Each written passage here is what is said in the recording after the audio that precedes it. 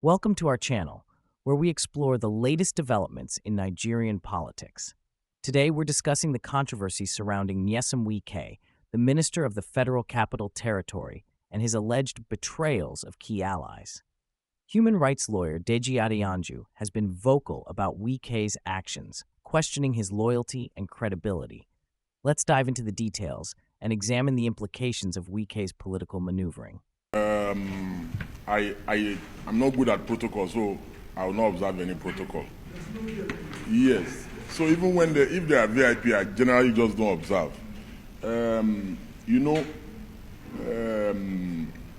Ario was my best friend, like we all know, and I remain committed to that friendship until when God says or calls me home. Having said that, I must also say that Nigeria happened to Ario, and may Nigeria not happen to you.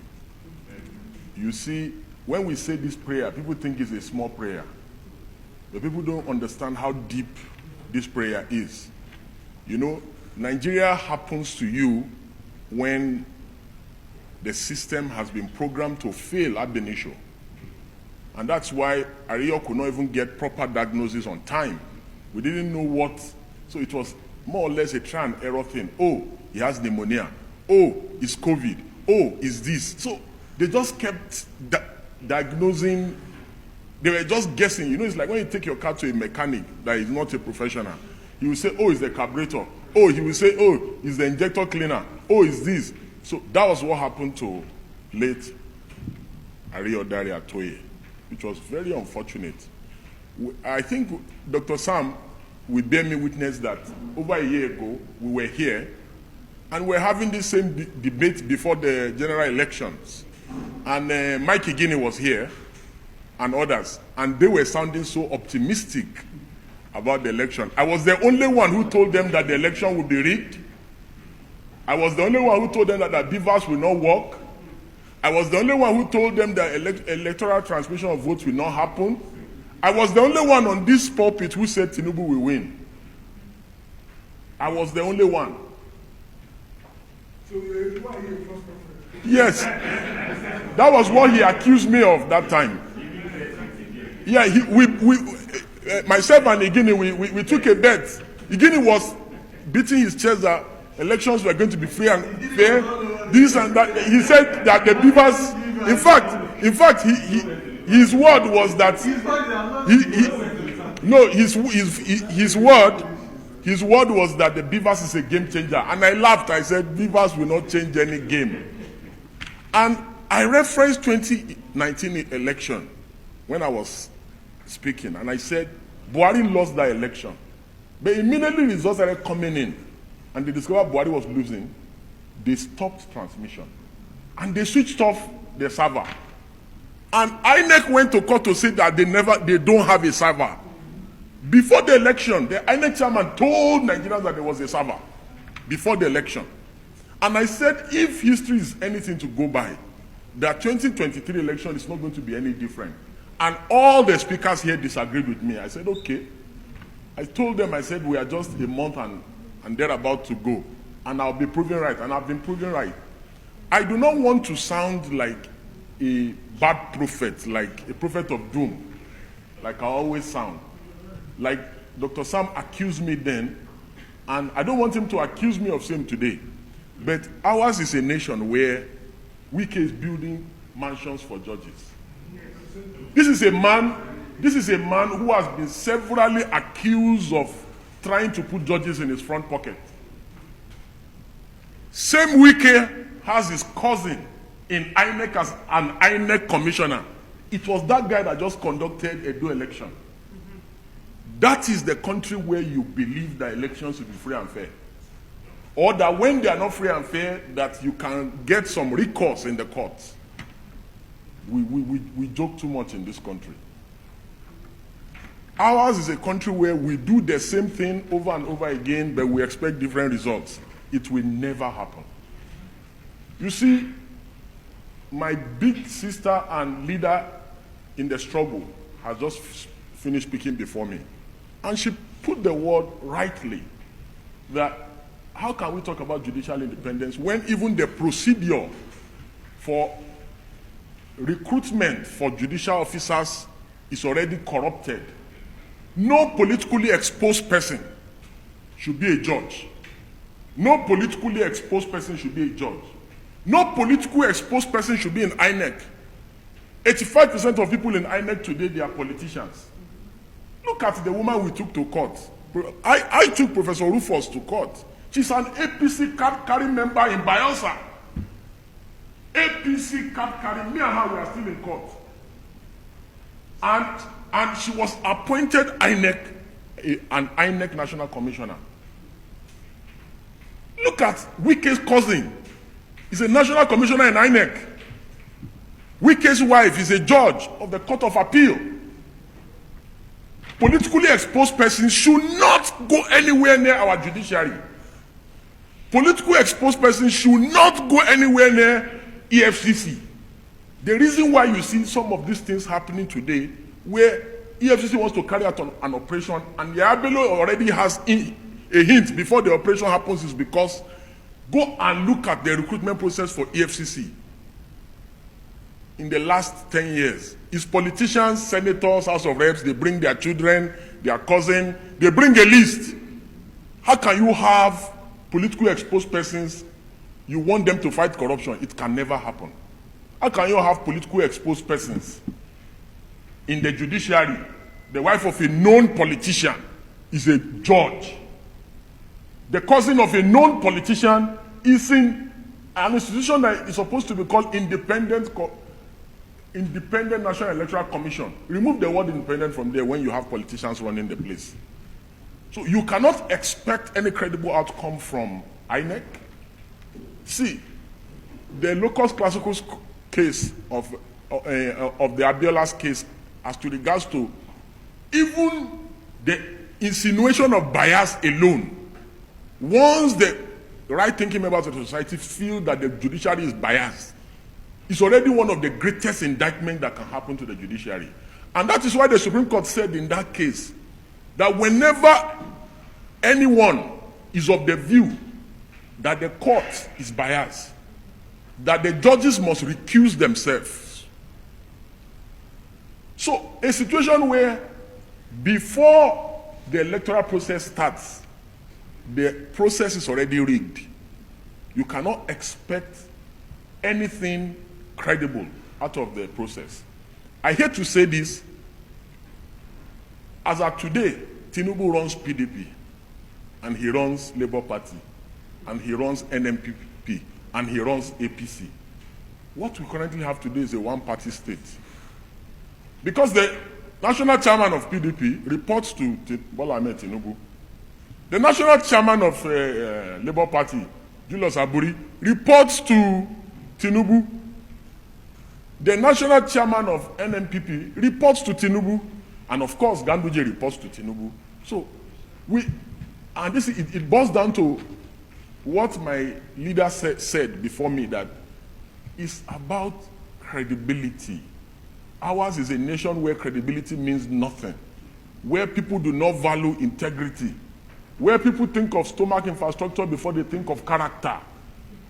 Because if not, the only person that has even attempted or tried to bring some form of restoration in removing some of the moles of the APC in his political party is Peter Obi, who has tried to remove Aburi.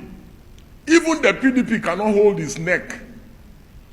And it is Wike's men and the president's men that runs the PDP.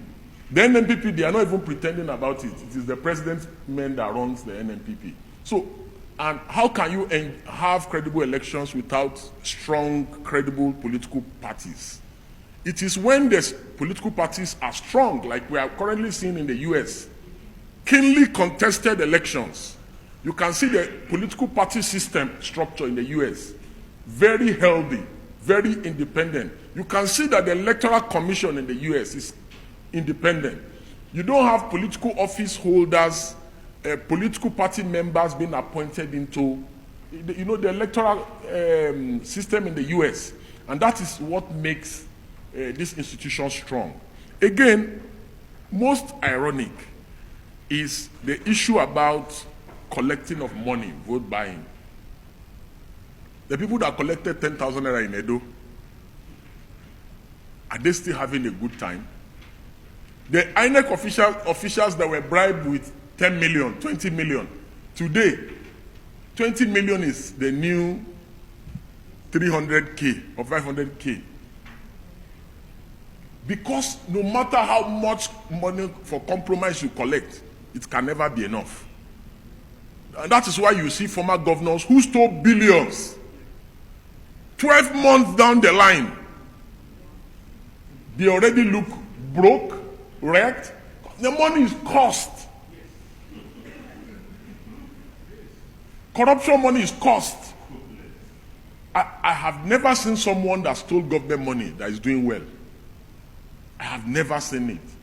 And they are never satisfied. They are always looking for more and more and more. So at a point, we need to get to a situation, we need to get to a spot in this country where we tell ourselves, yes, that we have been bad enough as citizens. We have been bad enough as leaders. And that we want to make amends for all our bad deeds. Until we get to that level, I don't see this country sincerely moving forward. Again,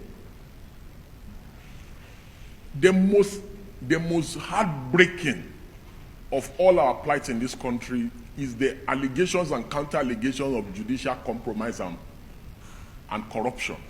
Nothing breaks the heart more. The reason why our economy is bad is because of those allegations.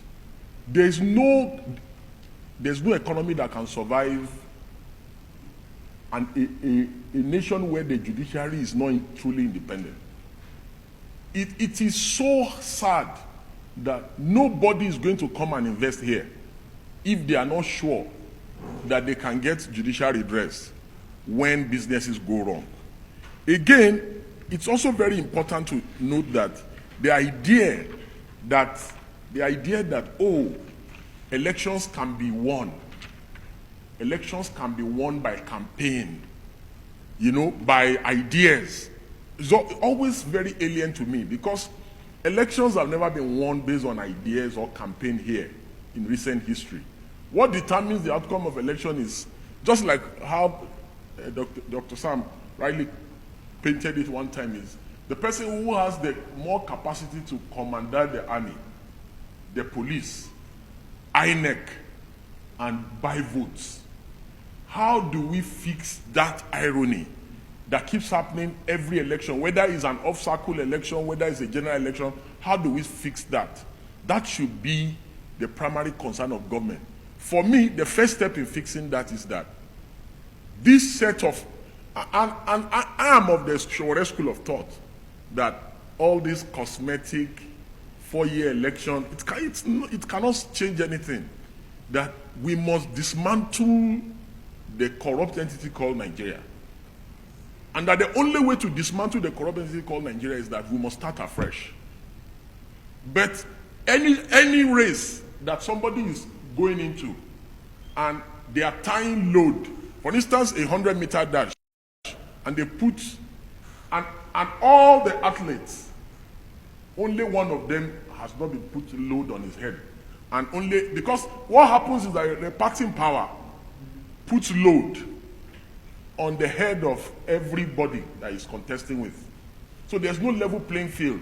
So there's no way that such an outcome can be credible. So every time the party in power runs to the end of the track and is declared a winner, it's not a free and fair contest. Because a level playing field has not been. So we need to dismantle the system to say everybody in INEC, they are all working for the ruling party. We can't have a credible election like that. Everybody in the security, go and look at it.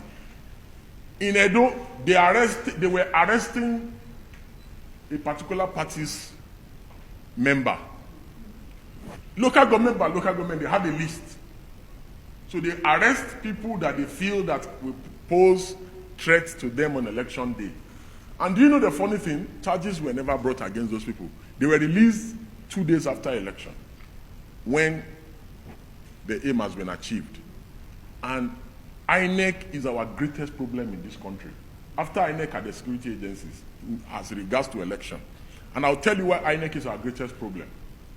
Since 1999 till date, every election we have ever had in this country, people bought votes, people stole ballot boxes, documented on video, everything. People did electoral violence, all kinds, in thousands, from 1999 till date. That is about 25 years. Not one person has been put on trial by INEC.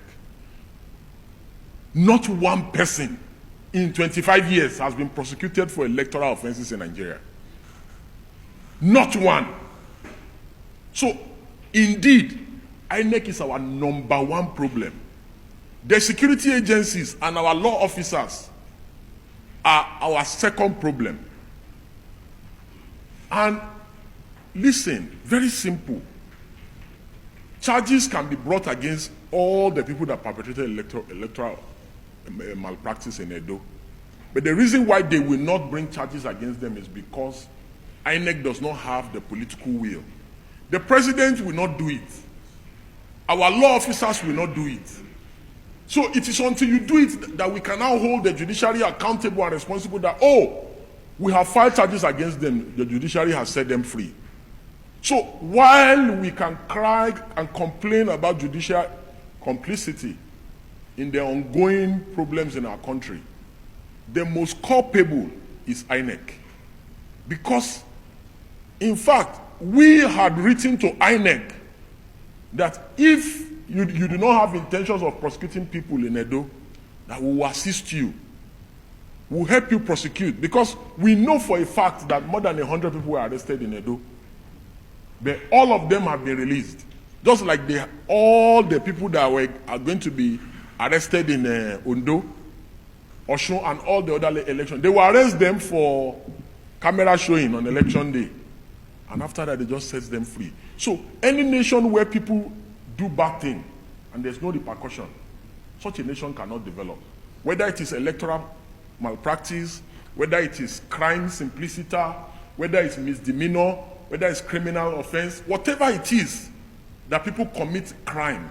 Because electoral crime is a crime. And it's a crime against the state. It's not a crime against a political party.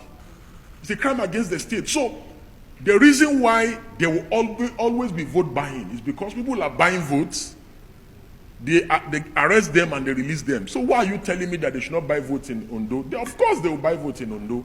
So in closing, what I will recommend in terms of recommendations is, number one, we must work towards a more independent judiciary, and a judiciary that is immune from executive, legislative, and individual interference.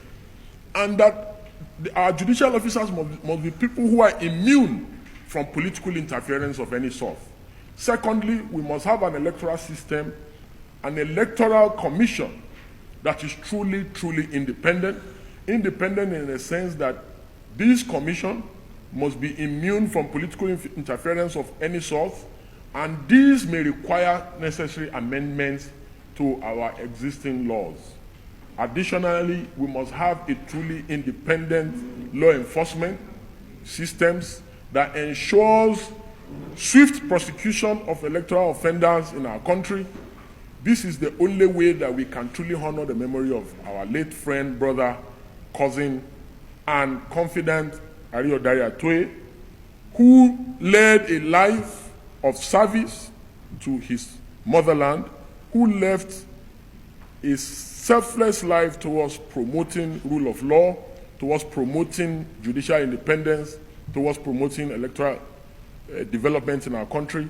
And finally, we must have truly a political class who are willing to challenge the system, who are willing to do the work of opposition instead of having deals, striking deals, and having midnight meetings with people in government and compromising at the slightest opportunity. The PDP, Labour Party, NMPP must all come together, strive together as one indivisible opposition. They must stop splitting votes, because by doing so, they help the Bola Ahmed Tinubu rogue government. That if they are not united, as one single whole, they will yet again work together for the re-emergence of Bola Ahmed Tinubu in 2027 so that he can unleash more harm upon our country and upon the citizenry.